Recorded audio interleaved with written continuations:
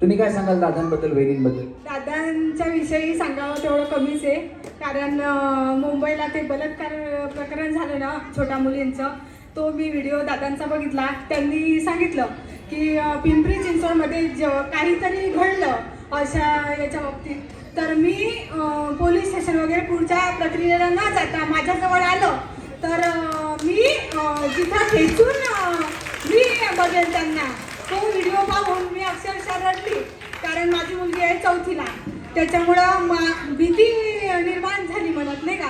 त्याच्यामुळे दादांचा व्हिडिओ बघून मला असं अंगावर आता पण काटे येतात की आपल्या सपोर्टिव्हला कोणीतरी आहे, काही होऊ शकणार नाही.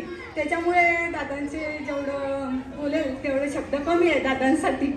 क्या बात आहे, जोरदार टाळ्या झाल्या पाहिजे.